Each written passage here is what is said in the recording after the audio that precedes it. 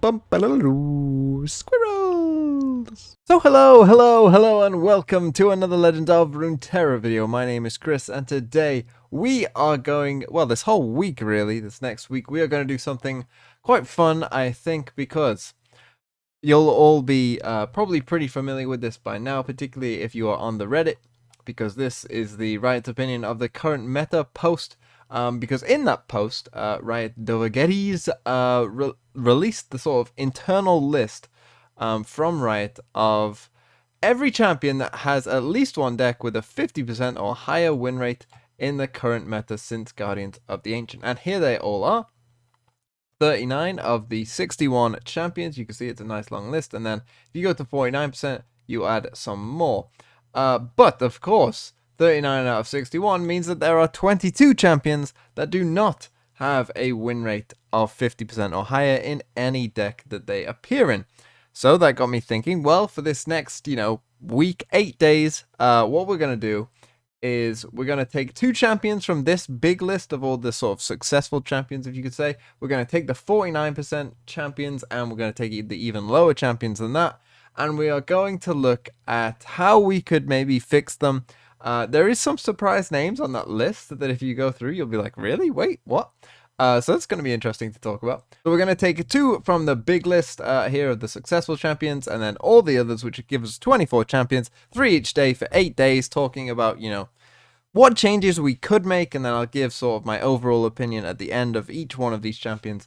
And hopefully, we can have sort of more broader, bigger discussions about each one of these champions, kind of focusing on them, say, what specifically went wrong, and then we can suggest our changes, and, you can see if you agree with them or not. So let's dive into our first 3 champions today, which will be the 2 from this list, and Garen, the top of the 49. So let's dive straight into it. The first champion that we are going to look into is Maokai, and Maokai is on the 50% plus list, of course, in a normal sort of deep list with Maokai and Nautilus. Makes sense. Deep is like, okay, it's never really been top tier, which is something I think why maybe looking at one of Maokai or Nautilus could be a good idea, because I wouldn't mind if Deep was, a sort of a tier 1 deck for, a certain metagame and then came back down with some nerfs. I think that would be fine. I think that that's ultimately what you should be looking for, is sort of, can we, maybe promote something that's okay but not great?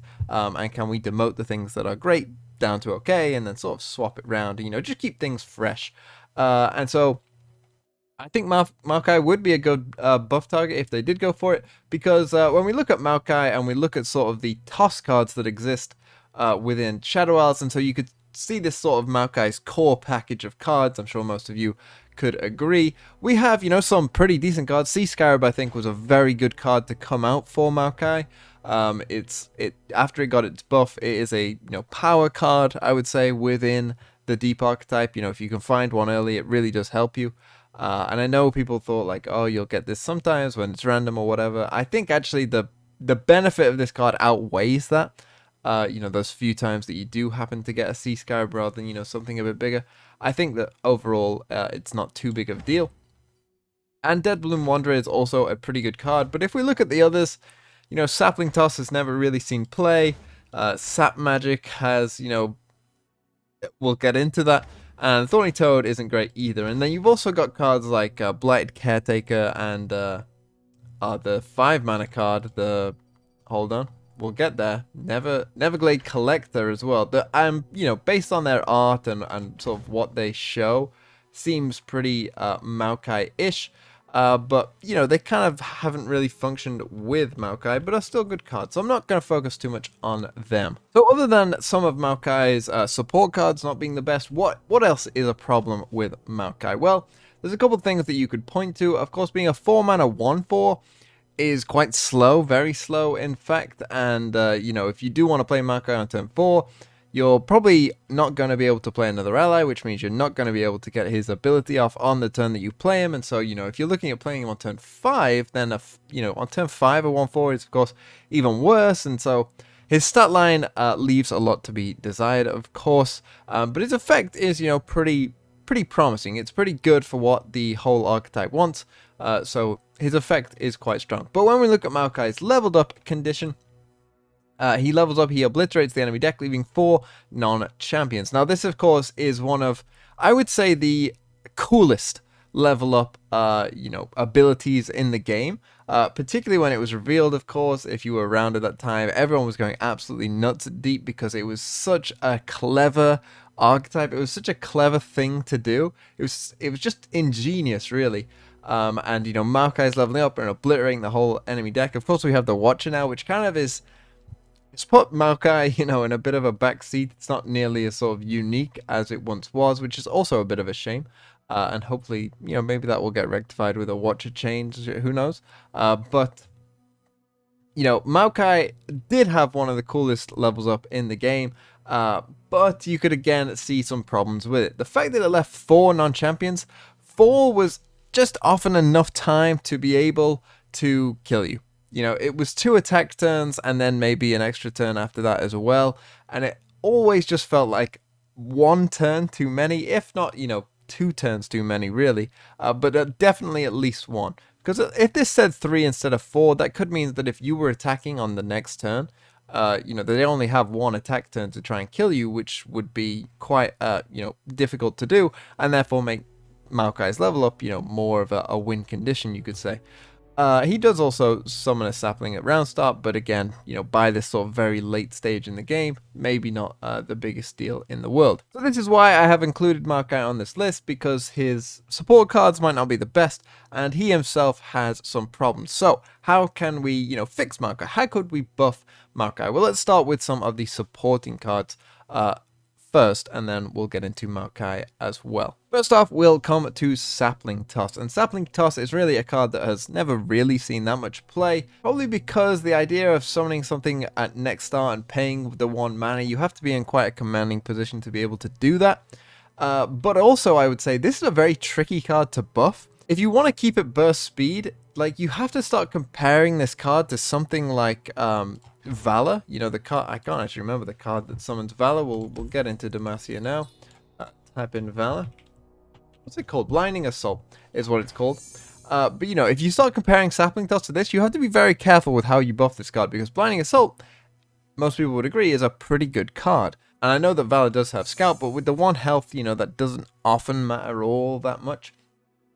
It can make a difference, of course, and having Scout does make a difference, but I'm just saying, when it comes to Sapling Toss, if we go back to it, it is a bit of a risky game buffing this card, because as soon as you start making it good, it stops becoming like a good card for Maokai and just starts becoming a very good card in general. And Shadow Isles, where it is now and where it has been for pretty much the entire history of the game, Shadow Isles has been the one region that's sort of stayed good throughout the entire game's history.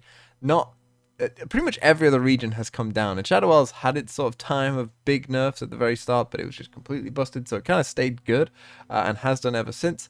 So I'd be very wary at buffing this card, because this kind of effect could just become very good very quick. Like if you think it just for 1 mana burst get a sapling, not in the next round, but right now that of course would be very, very strong indeed, and you don't want to do that. So I'd actually refrain from buffing Sapling Toss. I could say the same for Thorny Toad, because in certain situations, Thorny Toad is like a nightmare.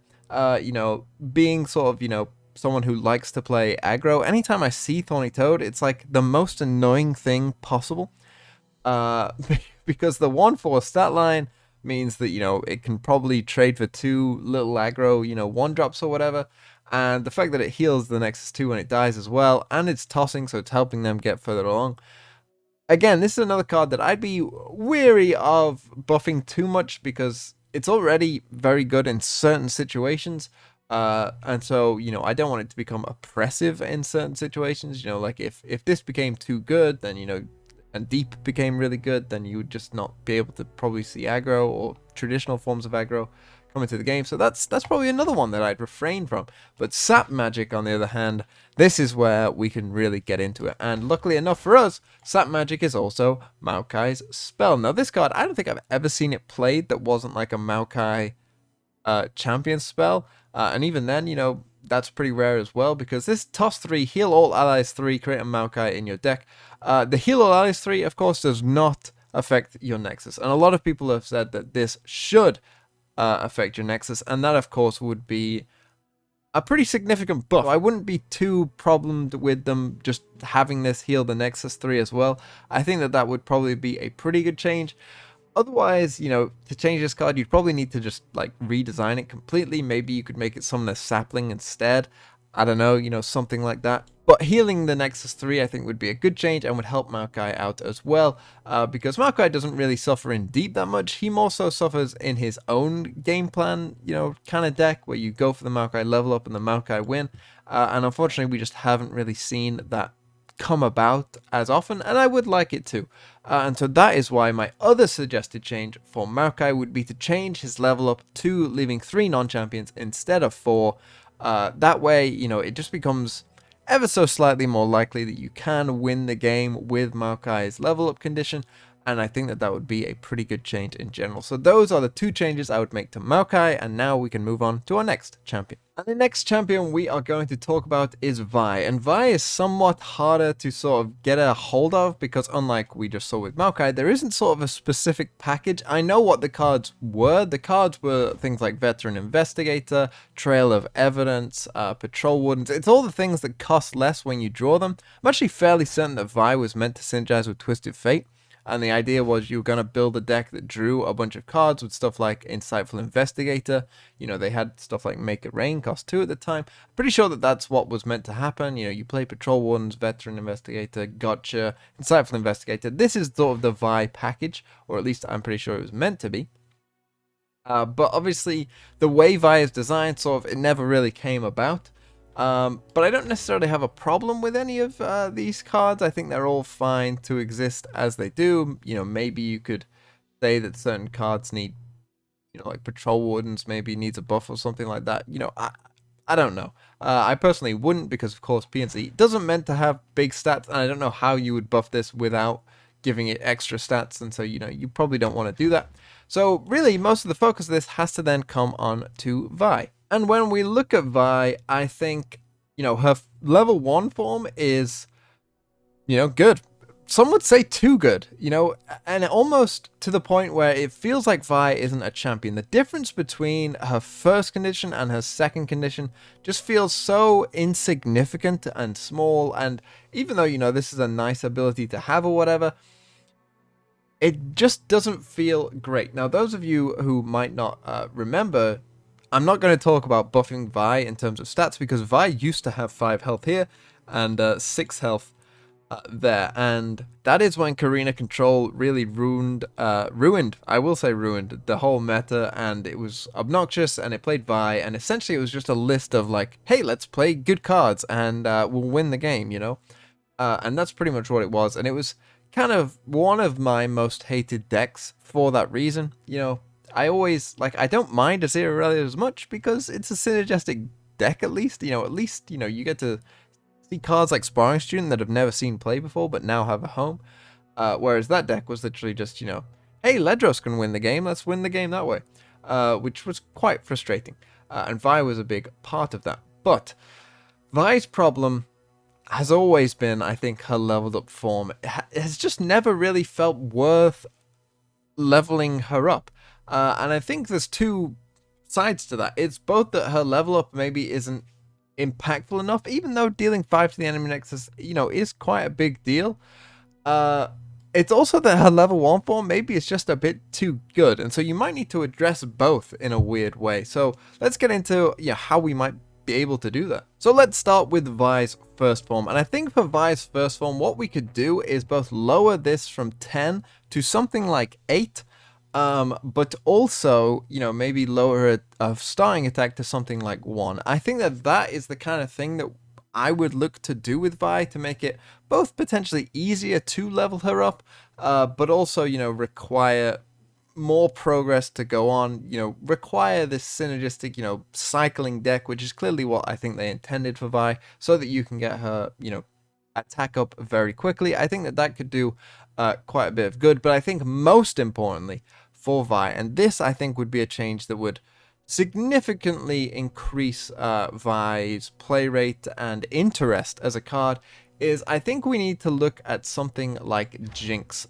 for an answer here. Because when we look at Jinx, I'd be looking at giving Vi a similar effect to the Super Mega Death Rocket, where potentially instead of it just being an automatic when I strike a unit while attacking, deal 5 to the enemy nexus, what about instead if we created a card for Vi that, you know, I don't know what you would call it. I'm sure that, you know, something like Vault Breaker, but, you know, like smash and grab or something like that, whereby gets a spell like Jinx, and you know it costs a certain amount of mana, let's say 2 mana, and deals 5 to the enemy nexus and 1 to all of the enemy units, or maybe 1 to all the units, you know, because Vi has tough. Something like that would be quite a good thing, I think, and would just create more interest with Vi as a whole. And this could be every time that Vi strikes. Maybe not necessarily while just attacking, maybe just any turn. Because when you do compare Vi to Jinx, that is a little odd that, you know, Jinx can get one of these every single turn,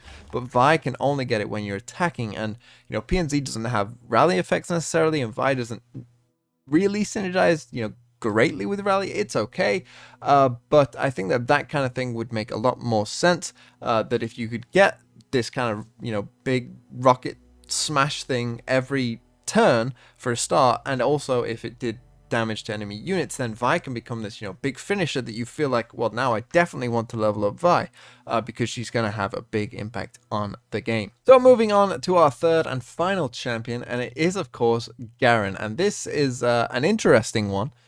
Because, you know, Garen, he's kind of, you know, the vanilla kind of dude in Runeterra. That's his kind of role in the whole universe. You know, he's Garen, you know, he's like the introduction, you know, just generic, you know, good guy type deal, and, you know, Darius is kind of the generic bad guy. So you can't really do maybe too much, you know, you don't want to give him like a bunch of text, because he's meant to be this sort of introductory kind of, you know, champion. Also, with a 5/5/5 stat line, he's very easy for, you know, newcomers to the game to understand. 5 mana gets you 5/5 words to the stats. So I feel like that also is probably something that you might not want to touch. If you did, you could also make Garen a 6/5. I think that that would be perfectly fine. But we also potentially need to look at Garen's wider archetype in terms of how we buff Garen. Garen's wider archetype, of course, is the elites, and elites have never really been their own deck. I mean, people have tried with them, but they've never been great. Certain cards have been pretty good, like Vanguard Bannerman, of course, has seen plenty of play. Cithria the Bold has seen, you know, a lot of play throughout her time as a card. But other than that, yeah, well, actually, Penitent Squire and Cithria Cloudfield have also seen play. But other than those, you know, there hasn't been too much in terms of the way of great elite cards. They always seem to be like just a bit off. And I think the way to buff these kind of elite cards, because you have to be somewhat careful here, I think, like, you don't want to create, you know, too many Cithria the Bolds. I think what you want to do is get cards that will be good in elites and maybe just elites. And so cards like Battlesmith to me represent a card that is begging to be a 2/3.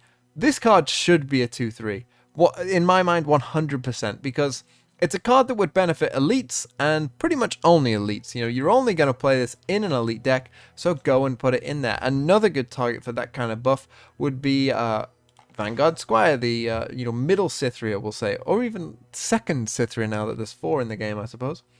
But then again, buff this card. It's only gonna be played in like strictly elite decks. You know, you could make this a 3/4 pretty easily, and you know, then, you know, even if you just played 1 elite while this is in hand, you know, it becomes a 3 mana 3/4, and that is, you know, a perfectly fine card to be playing. And if you get it down to 2 mana, then you're, you know, doing pretty well, and so on and so forth. So that is the kind of thing. Those are the kind of cards that I've been looking to buff that like are very elite, synergistic, and, you know, have a thing for elites, but wouldn't be necessarily played in other decks. And I think that that would help Garen as well, because then, you know, once elites become better, Garen becomes better pretty instantly. But I think there are things that you can do with Garen as well. I've already mentioned that you could make him 6 attack. I'm not sure that they would want to do that, but Garen has a bit of a problem with his level up condition as well, where he gets round start rally, but of course, if you have the attack token already, you know, you can't really do much with it. Now, this used to be a problem because there wasn't really a way around this with the cards that we used to have, but then all of a sudden they started introducing something called free attack. Does Cataclysm have it on it? A free attack.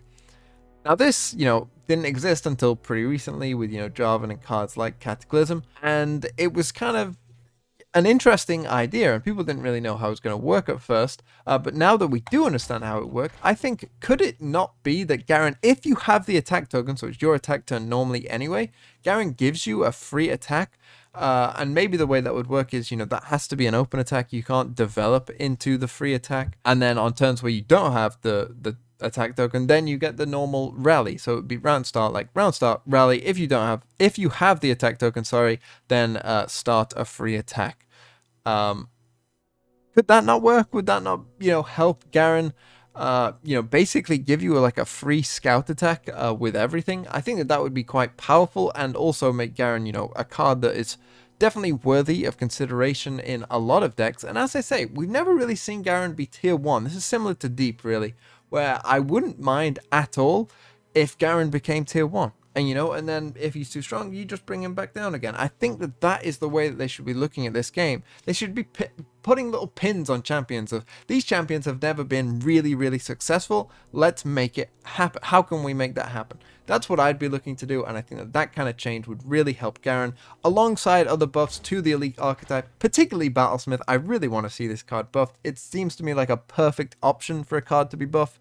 It's very Demacian. It's, only going to see play in one deck, but for that deck, it will be, very, very welcomed if this was just a 2-3, so that you can, guarantee its survival more so. And so those are the changes that I would make. Please let me know what you think. And as I say, every day this next week, going on to, I think, either Saturday or Sunday next week, we will be doing these videos, and we'll be talking about 3 different champions each day that how I would like to see them buffed, and what we could potentially change. Please let me know about your suggestions for any of these champions, and I will see you tomorrow with 3 more champions as we look at how potentially we can improve them as well. So thank you so much for watching, and have a really nice day.